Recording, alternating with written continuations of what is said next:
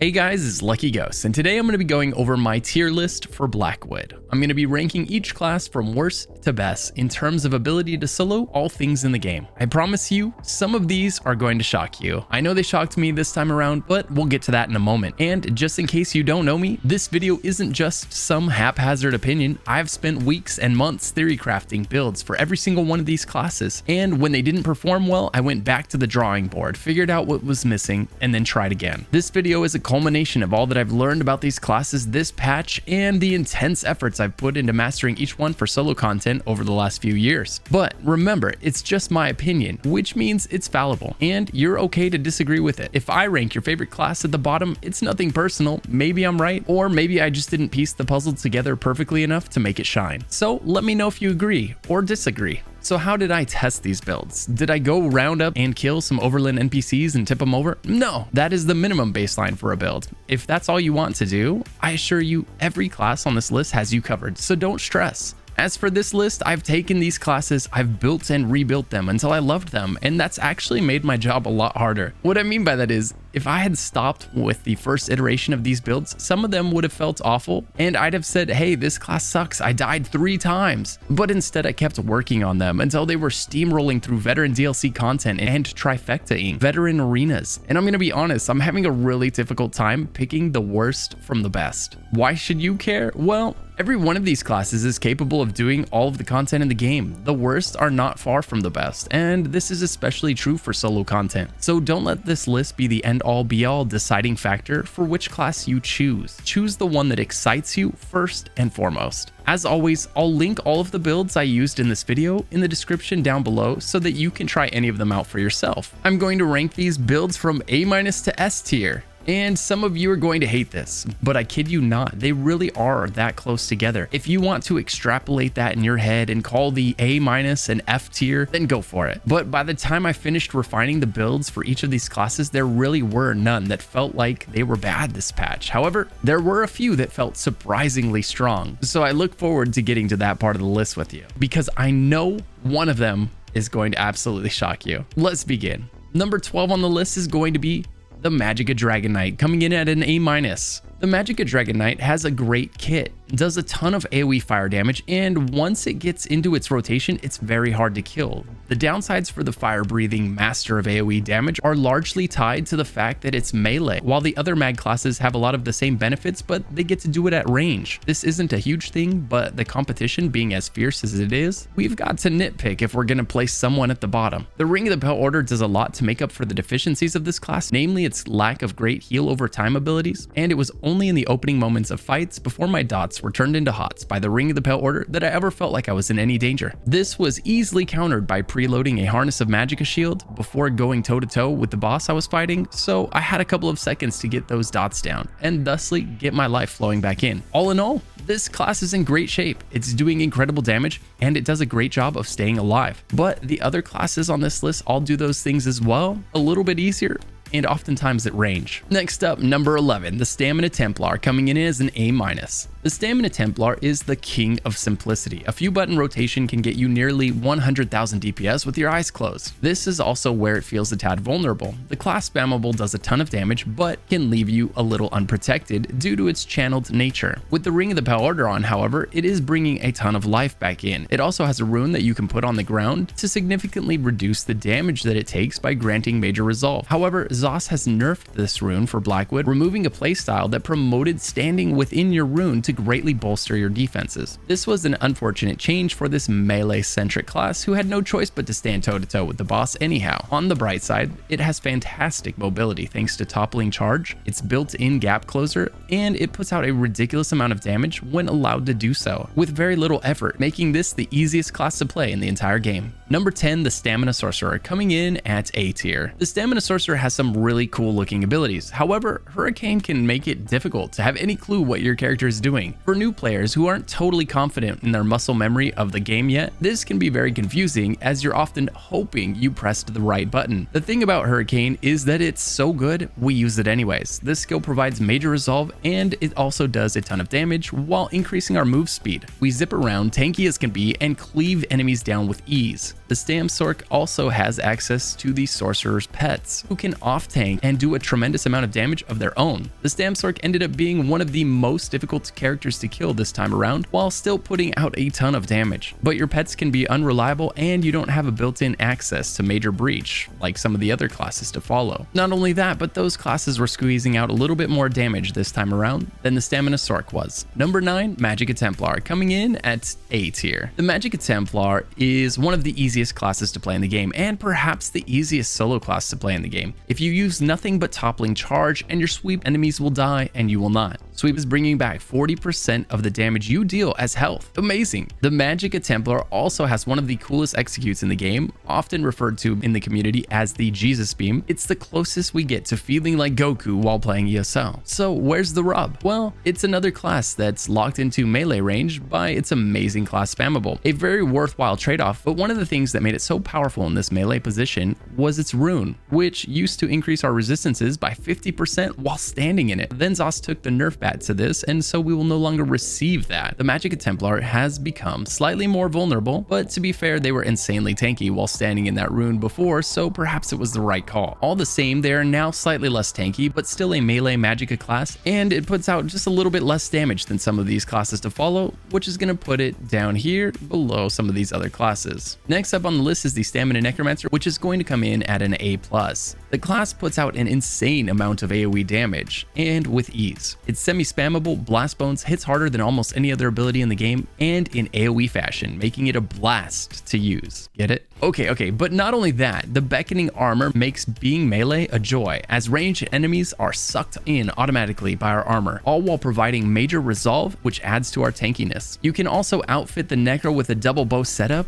bow on the front bar and the back bar, and absolutely annihilate the enemies from range. Really, the Necro just has a great kit, and it's got something for everything, and you can tell that this is the newest class in the game. They really knew what a well-rounded class needed in every situation when they came up with this class. The one downside to the Necro can be the unreliable nature of Blast Bones, which might also be attributed to it being the newest class in the game. It's a skill that still has some bugs and some kinks in it, and sometimes it will gray out, preventing you from casting it at all, and sometimes it'll have an existential crisis and just not explode, or explode too late. I suppose with great power also came some great unpredictability for this beautiful skill. Number 7 on the list is going to be the Magicka Nightblade, coming in at an A+. The Magicka Nightblade is incredibly simple to play. You can play the Magblade poorly and still do an excellent job of staying alive, largely due to the fact that your spammable Swallow Soul is also healing you every time you use it, just like the Magicka Templar spammable. However, this spammable is a ranged ability, so you can kite your enemies around and drop them, or just look in their general direction and delete them. The choice is yours. Nightblades in general are a fantastic class for soloing because of their ease of access to crit chance and crit damage, which is very helpful with the new nerfs to crit in the game. They also have fantastic ult regen and multiple abilities beyond their spammable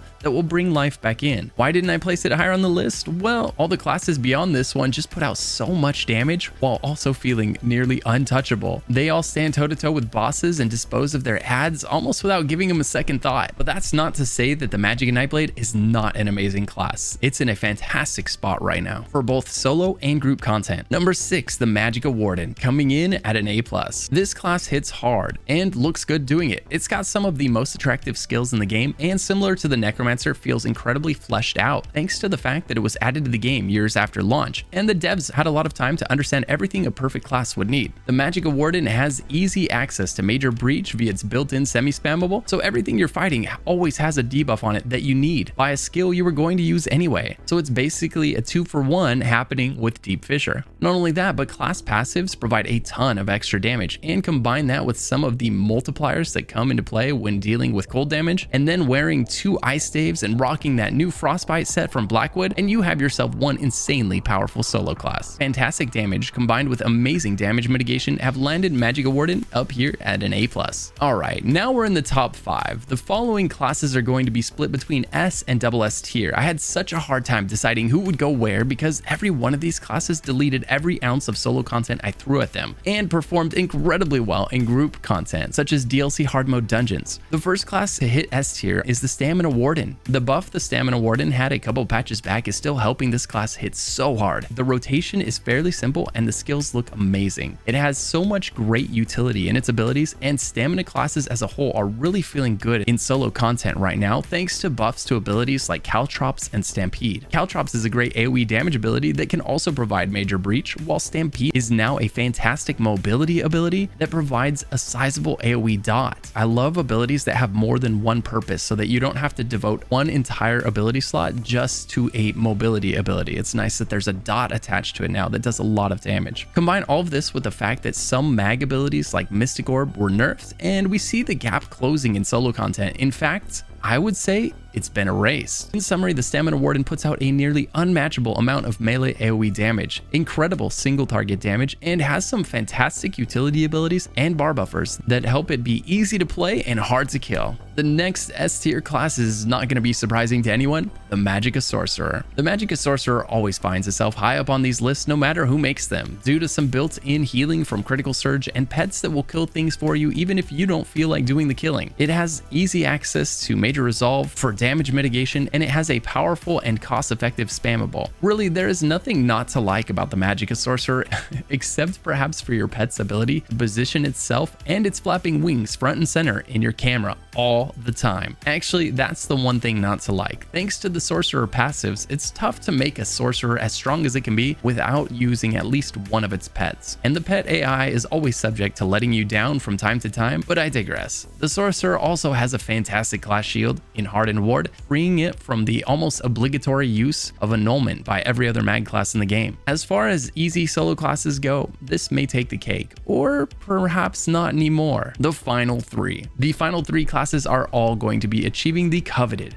double S tier, and even as I'm sitting here reminiscing on some of these builds and how they performed, I'm wanting to bring more of the ones I've already talked about to double S tier, but I have to stay strong. We can't all be double S tier. These three just hit so hard and felt so tanky, and in one case, frankly, surprised the heck out of me. Never in a million years did I think the final three would look like this, but that's the beauty of tinkering with builds for a living. Sometimes they just come together and blow away everyone's expectations. Number 3, the Stamina Nightblade. The first double S tier class is going to be the Stamina Nightblade. This class has so much built-in self-healing, so much built-in damage mitigation, and gains so much free crit chance and crit damage through class passives that it hits like a truck while always staying safe. Not only that, but I love getting to use the spin to win execute, also known as whirling blades. It's so effective and so satisfying on the right builds. Now, you could have just as easily went Brawler and Executioner on this build, but dual wield just feels right on the Nightblade. Plus, it allows for even more crit chance through the use of daggers. Our spammable, of all things, provides Major Resolve. Some of our abilities cost mag instead of stam, which works great for our sustain. Multiple abilities on this build bring health back, and then on top of all of that, you can use the Ring of the Pale Order to further abuse these poor bosses lurking throughout Tamriel, and forget their ads that are just going to unsummon upon walking into your whirling blades. The Stamina Nightblade is a lot of fun to play and insanely powerful. The next class on this list is no stranger to being at the top of solo tier lists. The Magicka Necromancer, also coming in at double S tier, just works. It does so much AoE damage with its class abilities while also using those same class abilities to provide major breach, damage mitigation, and self-healing. The Magicka Necromancer just hits so hard. It phases solo arena bosses at speeds that have you asking, is this ethical? Am I too powerful?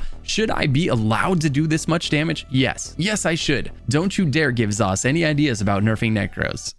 Wait, they just did. Death Knell took quite a hit this patch, but that's okay. I've parsed it out and tested it a lot on the PTS, and honestly, it's not hurting the Necro as much as I would have expected. As I mentioned before, the Necro is the newest class, and you can feel that in both the amazing utility abilities and the wonderful ways you can combine them to create something great. The damage here surprises me every time I jump on this character. It really ramps up as you get all your dots and debuffs and buffs up, making it a blast to play. Oh man, I did it again. Now, with this last one, I risk making a lot of people angry, so please don't be angry. A lot of people are going to literally foam at the mouth and tell me how garbage I am because I managed to take this class from 0 to hero this patch, and that's fair. I might have had the same reaction if you said what I'm about to say 2 months ago, but I'd be lying if I didn't say it. I made fun of this class, and I still make jokes at its expense all the time, but I never stopped trying to make it work. It's an amazing tank, it's amazing at PvP, it only makes sense that it should work out well for soloing. coming, and it finally did. The final double S tier build for this patch is going to be the Stamina Dragon Knight. Now, before you type that comment telling me how garbage I am, hear me out. Bear with me now. Maybe even try playing the build before you disagree. I reworked the builds quite a bit this patch, always looking for ways to improve it, patch over patch. I leaned into my dot damage and dot damage boosting passives. We leaned on the incredible resource factory that exists in the Dragon Knight passives. We leaned on everything that makes them a great tank, and we took this nearly indestructible character through veteran content, through boss fights, through veteran arenas, and to my complete and utter surprise, I casually ran through Vodashran Hollows, which, by the way, has a speed run time of 45 minutes. That is what the game considers a speed run, 45 minutes. And without focusing on speed and while tinkering around with the builds, between fights, I blew through veteran Vodashran Hollows in about 25 minutes on accident, without dying once. I wasn't going for speed, I wasn't going for the trifecta, but I got it. This build just melted enemies, bosses were deleted, and I couldn't run my resources dry if my life depended on it. I had to check to make sure I wasn't accidentally in normal multiple times. 6 months ago, the Stamina Dragon Knight was the lowest rated class on my solo tier list. With Blackwood, it's one of the highest, tied at the top with some insane heavy hitters. The build is incredibly easy to play, and the damage it puts out in actual content is a sight to behold. Like I said, I'm as surprised as many of you are, but try it. And if you don't want to take my word for it, then go watch my playthrough of Vodashran Hollows on my StamDK build guide video. It'll be linked in the description down below. And there you go, guys. Thanks for listening to me explain and share my solo tier list for Blackwood. Zos is always balancing the game, sometimes in obvious ways and sometimes in less obvious ways, and it's fun to go through these builds and see how strong we can make them each and every patch. I should also add that all of these builds can trifecta Vodashran Hollows, and that all of them can do all content in the game. They can solo world bosses and solo dungeons, and of course they can quest. So like I mentioned at the beginning of the video, don't let this tier list decide what your class is going to be for you. Pick the one that looks awesome to you. With the right build, it's going to be capable of all of the content in the game. That's all from me on this topic until next patch, where we'll reevaluate all the classes and give them a report card all over again. Please consider liking and subscribing if you enjoy the video so you can be alerted to more Elder Scrolls content. It also tells YouTube that my content might be worth showing to other people, so I appreciate it. If you ever want to hang out with someone else who loves ESO, swing by my stream over at twitch.tv/luckyghost. Don't forget to check out the build guides. Finally, I'd like to thank my YouTube members for supporting the channel by becoming members. To find out how to become a member of this channel and what the perks are, click the join button below. Until the next video, guys.